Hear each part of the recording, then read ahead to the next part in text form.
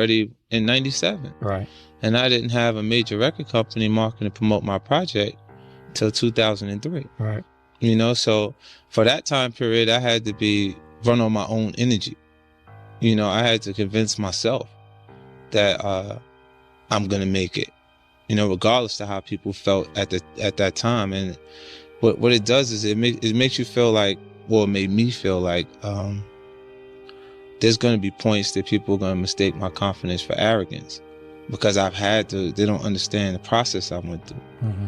And how much I had to believe in myself in order to make these things happen. I feel like you can will yourself into a good space. Mm-hmm. Like, things that are meant to happen will. And if you believe in yourself enough, you can help yourself learn. You can inspire, yourself in different ways where you can actually discipline yourself, to the point that you can become good enough. Like from 97, like when I started writing, it was full time. Like every day I was writing music because I had no choice. If I was gonna stop hustling, then how was I gonna provide or continue the lifestyle that I created for my son's mom, my son, and myself?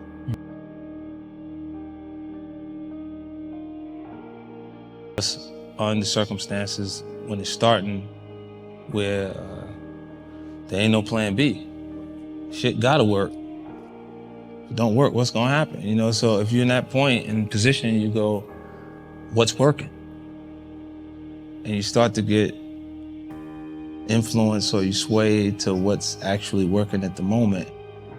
And your music changes and starts to sound a little bit like what's happening on the radio right now. I've heard demo tapes from 10 different Lil Waynes that wasn't Lil Wayne. You know what I mean? I was like, damn, he got that shit down pat. That should sound like what Wayne did, right? You know what I'm saying? Like, right. And then it's tough. Like, how do you say that it's not good if what's working right now is that? You know what I'm saying? So you go, damn, like it's good, but it's hard for me to really embrace it because you ain't Lil Wayne. Like, you want me to invest the money in the copy? No, man. That shit ain't gonna work, man.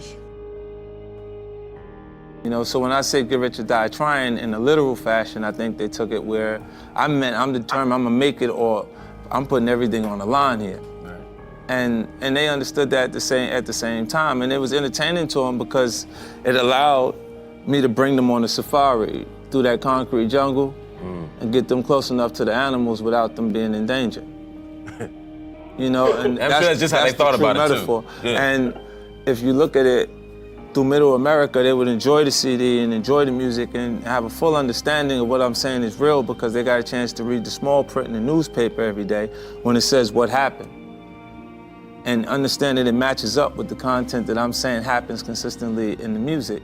And that would intensify my actual show on those levels. And then when I learned the new information as we were going, because I was completely involved, and I don't mind losing, I just like to lose at my expense, let it be my fault. If I'm losing based on someone else's decision to do it, I'm furious about it. Yeah. Because I'm like, I could have learned it and made better judgment myself than to just allow that to happen. I got instincts. A lot of people will gauge your level of intelligence by you having an associate's, bachelor's, or a master's degree, but a lot of those people retain information long enough to pass midterms and never use it.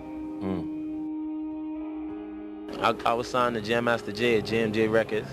I was there for like 2 years, and I didn't really see myself going any further from in that situation. So I pursued the track masters, Columbia, and I got involved through Corey Rooney.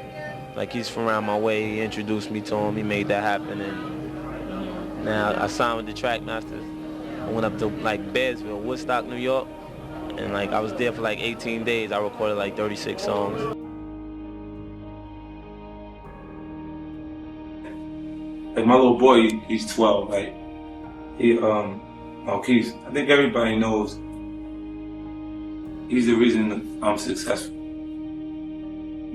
My son is my motivation. He's the reason why I changed directions when I was in the street to me actually write music full time. Because when I decided to write music, I went cold turkey. I totally stopped what I was doing in the street.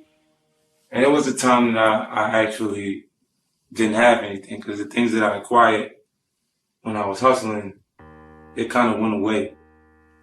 I had to get rid of it in order to have enough to stay afloat, you know, and things don't happen when you want them to happen all the time. It happens when it's supposed to happen. When God has a plan for you to actually be successful, it'll happen for you. So you got to be persistent and consistent and work until it actually works. But, you know, I didn't have a plan B. I said it absolutely has to work. You know, so I stayed focused and I made it happen. But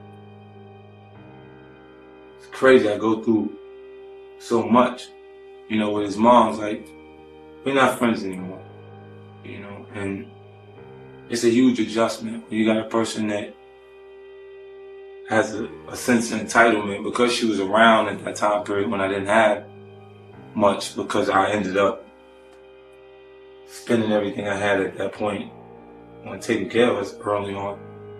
She feels like she should be entitled to the world. I think her friends had her under the impression that she was entitled to 17% of whatever I was earning, period. You know, and that's not how it works. New York State law is you're entitled to 17%, but it's when you're making up until the point where you're making $80,000. So if you make $80,000, they're gonna tell you to pay 17% of your paycheck for your child. And when you reach the tax bracket that I'm in, they gotta make a decision based on the lifestyle that the child's been living, you know, to maintain that upkeep. But she's really having a bigger adjustment to her personal lifestyle, because she had a bag habit that cost more than the child support. And she Louis Vuitton, Gucci, he's singing around Chanel every time. You see her right now, she's supposed to be going through hard times because the house burned down, but every time you see her, she got a new designer bag in her hand. She got new designer glasses on, you know what I'm saying? I don't really say how I feel about her, because my son might see the tape. To make you who you are. So I don't regret those things. I don't regret them because I don't think I'd be who I am today if I wasn't exposed to those situations. If you ask me, would I, those are unfortunate situations that I've had to experience. And if I had a choice, I would have definitely went in a different direction. I might have wanted to go to school for business instead of having to go through this portion of my life. No matter how much you feel like you're prepared for something, it never happens on your time, like when you think you're ready, like it's supposed to happen. It always happens when it's supposed to happen. Because the period that you feel ready and people are not acknowledging the material the way you feel like they should because it's good, is the time that you actually develop skin thick enough to survive when it does work.